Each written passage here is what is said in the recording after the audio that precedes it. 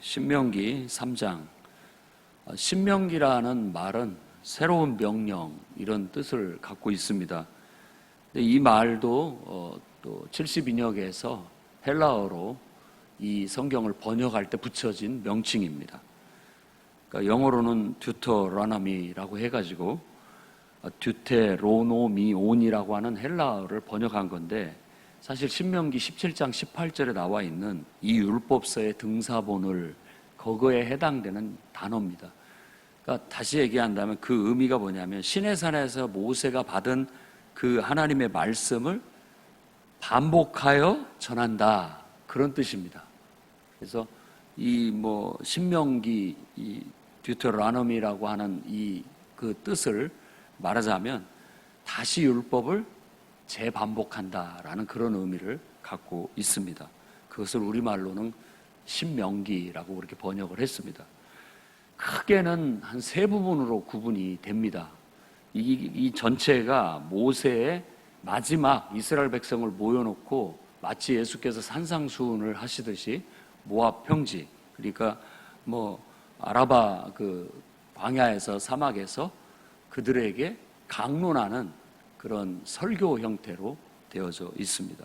그래서 1장에서부터 4장까지가 바로 과거 출애굽하여 시내산을 출발하여 가데스 바네아를 거치고 이제 요단 동편의 아모리 왕 시온과 바산 왕 옥을 물리친 이야기를 회상하면서 바로 그 속에서 가나안 이제 출애굽을 한 1세대는 죽고 2세대들이 믿음으로 어떻게 교훈을 삼아야 될지에 대한 강조를 하고 있고, 그 다음에 두 번째 부분은 4장에서부터 26장까지라고 할 수 있는데, 십계명과 그 다음에 신명기 법전이라고 할 만한 그런 새롭게 또 다시 반복해서 하나님의 율법들, 여러 가지 법규들을 강조하는 겁니다. 그래서 이것을 보통 헌법이라고 할 만큼 중요하게 둡니다. 그래서 요시야 왕이 종교 개혁을 할 때 열왕기 하 22장 23장에 요시야 왕이 종교 개혁을 할 때 이 말씀을 낭독하고 이 말씀대로 신명기 법전에 의해서 다시 나라를 정비하고자 했던 것이 나타나 있습니다. 그리고 27장에서 31장까지는 이제 율법을 지킬 건지 말 건지 순종과 불순종 양쪽에 나누어 서게 해서 언약을 갱신하는 의식을 거행하는 내용들로 되어 있고, 32, 33, 34장 마지막까지 모세의 노래, 그리고 또 모세의 축복기도, 모세의 죽음이 기록되어져서 마무리를 하고 있습니다. 오늘은 그 첫 번째 부분의 끝부분으로서 바산왕 옥의 옥과 그의 땅, 바산 땅을 정복하는 내용을 어제 말씀에 이어서 하고 있습니다. 아모리 왕 시온을 정복한 거나 바산 왕 옥을 정복한 것에 대한 의미를 많이 부여하고 있습니다. 요단 동편의 땅을 하나님께서 주셨다라는 그런 관점으로 하나님이 주셨다라고 얘기를 하고 있어요.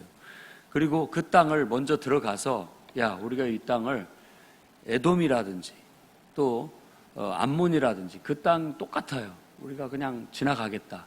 물은 돈 주고 사 먹겠다. 먹을 것도 돈 주고 사 먹겠다. 피해를 주지 않겠다 하는데 굳이 나와서 그들을 이렇게 방해하고 오히려 대적하게 됐을 때 결국은 그들과의 전쟁에서 그들을 물리치고 승리하게 돼서 그들의 땅을 다 차지하게 되었다는 걸 얘기합니다. 항상 이와 같이 정복에 대한 얘기를 할 때에는 우리가 오늘날 우리 자신의 삶의 전 영역을 정복하는 것, 이 모든 것은 그 의미를 갖습니다. 하나님의 통치 아래 들어가느냐 마느냐, 이 문제로 생각을 해야 됩니다. 그래서 철저히 우리가 우리 자신의 자아가 죽는 것 그 자체가 바로 하나님의 통치 아래 들어가는 거라는 것입니다. 가만히 보면 우리가 살아서 꿈틀대면 결국은 이 바산왕 옥이라든지 또 시온왕 시온처럼, 아모리 왕 시온처럼 그렇게 되는 겁니다. 하나님 앞에 심판을 받고 죽고 마는 거예요. 결국은 우리가 죽어야 진정한 자유가 우리 안에 이루어지게 되고 진정한 참된 인간으로 다시 거듭나게 되는 겁니다. 그래서 이런 모든 말씀 속에는 거듭남의 진리가 들어있다는 걸 아셔야 됩니다. 그래서 죄가 지배하고 있고 사탄이 통치하고 있는 온 영역에 하나님의 이름을 선포하고 하나님께서 통치하시기 위해서 들어감으로써 그 땅에 하나님의 통치가 이루어져 진정한 자유와 평화가 이루어져 하나님 나라가 성취되는 것, 그것이 오늘날 우리들이 복음을 전하는 궁극적인 목적이라고 할 수 있겠습니다. 그래서 요나서의 말씀도 우리가 들었습니다마는 그것도 같은 맥락이라고 봐야 되겠습니다. 순종하지 못하던 요나가 결국은 순종하게 돼서 하나님의 역사를 이루는 것, 그와 같이 우리는 하나님의 통치 아래 살아갈 때 진짜 참된 평화를 얻게 되는 거예요. 불순종은 스월입니다. 지옥 같은 그런 삶을 경험하는 거죠. 자유를 찾아서 하나님을 떠나서 자꾸만 어그러진 길로 간들, 그게 진짜 자유겠느냐라는 질문을 우리에게 던지는 거죠. 오히려 참된 자유는 하나님의 통치 아래, 하나님의 임재 아래에서의 진정한 자유가 있더라라는 걸 보여주는 거죠. 그래서 우리가 온전히 하나님의 임재 아래, 그분의 통치 아래 들어갈 때에야 비로소 우리의 삶의 평안과 질서와 참된 자유가 이루어질 수 있다고 여러분이 확실히 믿고 그 삶을 성취해 나아가는데 열심히 오늘 또 수행해 나가시기를 바랍니다. 12절에서 17절까지는 요단 동편 땅을 르우벤, 갓, 므낫세 반지파에게 분배했다라는 것을 강조하고 있고 18절부터 22절까지는 이 세 지파에게 선봉이 되어 가나안 땅을 정복해 나아가는데 앞장서라 라고 얘기를 합니다. 그런데 모세의 설교에 안식을 얻거든 너희들이 돌아가라, 안식이라는 말을 강조해요. 이 안식이라는 용어를 이제는 우리가 그냥 요즘 말로 한다면 그냥 안녕하십니까의 안녕에 해당되는 말일 수 있습니다. 인간으로서 가장 편안하고 좋은 상태, 그런 상태를 말하는 것인데 이 용어가 지금 이 신명기에서 모세의 입을 통해서 쓰여졌을 때에는 이런 의미가 있습니다. 안식이란 하나님의 명령을 다 완수한 상태, 그랬을 때 비로소 안식을 얻게 되는 겁니다.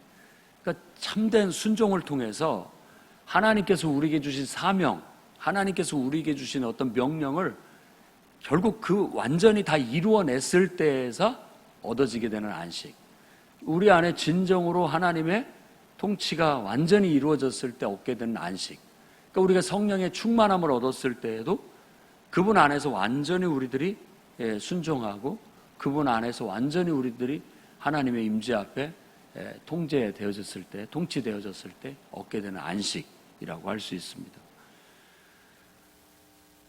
하나님의 명령을 완수하고 하나님의 사명을 완수하는 게 진정한 안식입니다.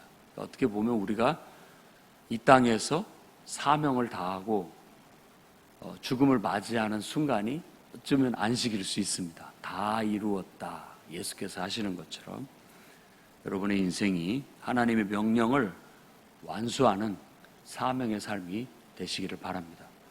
그 신명기가 강조하고 있는 것은 모두가 하나 돼서 하나의 하나님의 백성을 강조하고 있습니다.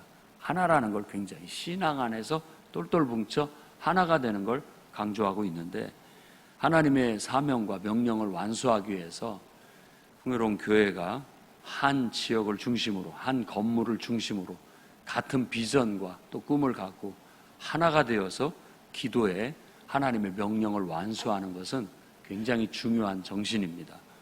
우리가 그것을 섬기는 교회를 통해, 몸된 교회를 통해 실현해 나아가는 겁니다.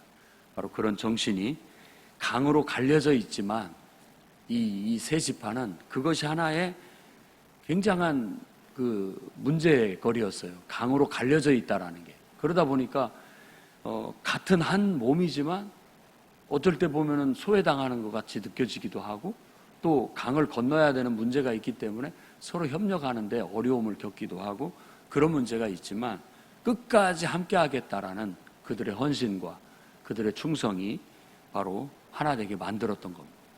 그러니까 집이 멀고 이런 물리적인 거리는 중요하지 않습니다. 오히려 심리적인 거리가 더 큰 문제를 야기합니다.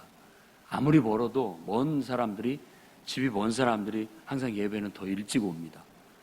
물론 다 그렇다는 게 아니라 더 일찍 오는 그런 열심도 보이고, 마음만 있다면 모두가 하나 되어 함께 예배드리고 한 마음이 되어서 협력하는 건 굉장히 중요한 의미를 가져요.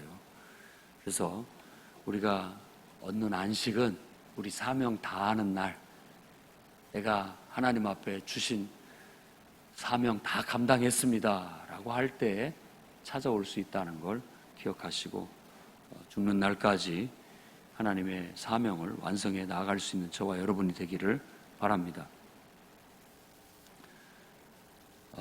어디 가든지 바로 바산왕 옥과 아모리 왕 시온에게 하듯이 하나님께서 행하실 것이다. 그러니 두려워하지 말고 하나님께서 너희를 위해서 친히 싸워주실 것이다. 그러니 담대하게 나아가라 라고 권면하고 있습니다. 우리가 우리 힘으로 사명을 감당하는 것 같지만 우리가 순종할 뿐이고 그 일을 이루시는 분은 하나님이다 라고 말하고 있는 겁니다. 늘 이 신앙을 잊지 말고 그 말씀에 의지하여 여러분들 중에 누구도 실족하지 않고 승리에 나아갈 수 있기를 바랍니다. 그다음에 23절에서 25절에 모세가 능력으로 함께 하신 하나님을 찬양하면서 자기가 가나안을 진입해 들어가기를 하나님께 기도합니다. 간구해요. 가나안 땅을 막 쳐 들어가고 싶은 그런 마음을. 근데 26절에서 28절에 하나님의 답변은 족하다. 이제는 됐다. 네 사명은 여기까지다 라고 말하고 있습니다. 더 이상 내게 구하지 말아라 라고 하나님께서 진노하시면서 그걸 말립니다. 결국 너는 비스가산 꼭대기에 올라서 동서남북 사방을 바라보게 될 것이다. 비스가산이라고도 하고 느보산이라고도 하고 여러 가지 말로 씁니다. 오히려 너는 이제 너의 지도권을 이양을 해야 된다. 여호수아를 담대하고 강하게 하여 그가 나머지 사명을 감당할 수 있도록 모든 것들을 이양해라. 지도권을 그에게 물려줘라 라고 말하게 되는 겁니다. 자, 여기에서 우리가 지도자에 대해서, 지도력에 대해서 다시 한번 생각을 해봐야 됩니다. 왜 모세가 그와 같은 말을 했을까? 다른 이제 지금까지 읽었던 우리가 출애굽기나 레위기, 민수기 다 봤을 때도 그런 표현은 나와 있지 않지만 모세가 이제 설교를 통해서 자기의 마음을 얘기하는 거예요. 자기가 가나안 땅을 들어가고 싶었어요. 그런데 하나님이 말렸고 못 들어가게 했다라는 것을 부각합니다. 다른 말씀에서는 그들이 그 하나님의 영광을 가려서 그 거룩함을 가렸기 때문에 못 들어간다라고 해석을 하고 있지만 여기에서는 지도자의 입장에서 끌고 들어가고 싶었어요. 그러나 하나님이 말렸고 족하다. 네 사명이 여기까지다 라고 함으로써 마쳤다라는 겁니다. 저는 이 말씀 속에서 지도자란 항상 비전이 있어요. 이 비전이 없으면 지도자가 될 수가 없습니다. 끌고 가기 위해서 바라볼 이상이 있어야 되고 이루어야 할 목표가 있는 거예요. 근데 지도자는 항상 그 목표를 향해 나아가고 이끌어가는데 고독한 존재입니다. 왜냐하면 모든 구성원들은 별로 그것에 대해서 관심이 없고요.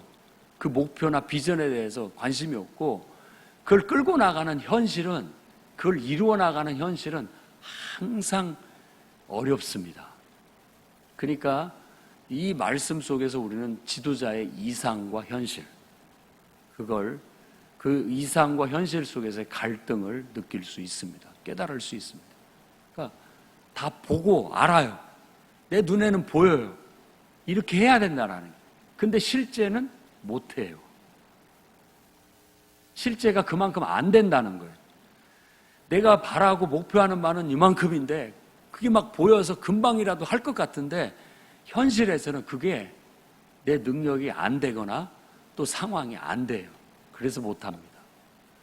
그래서 비전과 성취 사이에 갈등을 느낄 수 있습니다. 그런 것 때문에 지도자는 항상 고독하고 외롭다라고 그렇게 말하는 겁니다.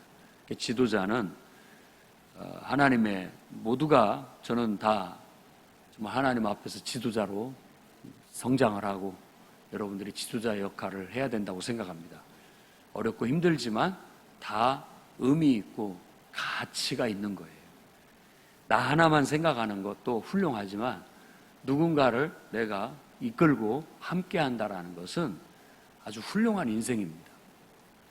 더 많은 사람을 위해서 여러분들이 수고한다면 하나님 나라에서 더 크고 위대한 존재들이 될 수 있기 때문에 그렇습니다. 그렇지만 그 길을 걸어가는 것은 항상 고독하다, 외롭다라는 걸 아셔야 됩니다. 달리 고독하고 외로운 게 아니라 나는 막 그걸 이루고 싶은데 사실 따라오는 사람들이 그만큼 준비가 안 돼 있고 그만큼 능력이 안 되기 때문에 할 수가 없는 경우가 많다라는 거예요. 그러니까 늘 가르치고 훈련하고 일깨우고 그들을 독려하고 어떻게든 때로는 얼르고 때로는 꾸중하고 막 화를 내고 그러면서 결국은 어떻게 해서든지 그 일을 해보고자 하는 거예요. 그렇지만 항상 끝에 가면 자기의 마음껏 다 이루지 못했다라는 걸 후회하게 됩니다. 그걸 돌아보게 되는 거예요. 그 모든 지도자들이 모세 같은 위대한 지도자도 그와 같이 고백하고 인생의 뒤안길로 사라지게 되는 것이죠. 우리들도 하나님의 역사를 이루어 나가고는 싶은 마음이 막 항상 꿈에 부풀어 있습니다. 하지만 현실 앞에서 그 일을 이루는 것은 어느 선까지 이루게 될 거예요. 그 속에서 항상 우리는 고독함을 느끼고 눈에 선이 보이지만 그걸 이루지 못하는 안타까움, 그런 것들을 느끼면서 나아가게 될 겁니다. 벳부올이라는 맞은편 골짜기에서, 벳부올이라 하면 우상숭배에 빠져서 이스라엘 백성 2만 4천 명이 죽은 바알 부올, 그곳을 말하는 겁니다. 그곳 앞에서 바로 그런 회상을 하게 되는 것이죠. 정말 잘해보고 싶었지만 한계 늘 부딪혔고 더 많은 걸 이루고 싶었고 더 큰 것을 성취해 나가고 싶지만 이제 늙고 더 이상 곧 죽을 날이 가까운 이때 더 이상 해나가지 못하는 안타까운 고독한 지도자의 모습을 거기에서 느끼게 됩니다. 그러나 우리가 염려할 것이 없습니다. 내가 다 하는 게 아니거든요. 내가 그걸 다 하는 게 아니에요. 그 다음 사람이 있습니다. 그래서 우리는 다음 세대를 키워야 되죠. 여호수아와 같은 일꾼들을 키워야 돼요. 그를 담대하고 강하게 해라. 그래서 내 후에 목회를 할, 또 후에 지도자로 세워질 사람들은 더 강하고 담대하게 키워서 더 큰 역사를, 지금까지 이루어낸 모든 토대를 기반으로 해서 더 큰 역사를 이루고 더 큰 하나님의 나라를 성취해 나갈 수 있도록 능히 일꾼을 키우고 그들에게 축복하는 것이 바로 지도력을 물려주고 뒤로 사라지는 사람의 사명이라고 할 수 있는 겁니다. 내가 맡았을 때는 최선을 다해 어떻게든지 끌고 또 끌고 이끌고 나아가서 우리가 원하는 목표에 도달을 해야 되겠고, 그 다음에 이제 물러설 때는 다음 지도자들을 강하고 담대하게 키우고 세워서 그들을 통하여 하나님의 역사가 이루어질 수 있도록 그렇게 만드는 것이 지도자의 마땅한 사명이라고 할 수 있겠습니다. 여러분들이 지도자가 되기를 바라고 지도자로 일어서서 강하고 담대하게 하나님의 역사를 성취해 나가시되, 고독하고 또 때로는 정말 힘에 부치고 어렵더라도 할 수 있는 만큼 최선을 다하여 여러분의 현실 속에서 할 수 있는 만큼 끝까지 최선을 다해 이루어 놓으십시오. 그리고 나머지 과제는 여러분 다음에 지도자들에게, 그 사명을 맡을 자들에게 물려주고 우리는 하나님께 가 착하고 충성된 종이라 칭찬받는 저와 여러분이 되기를 바랍니다. 기도하겠습니다.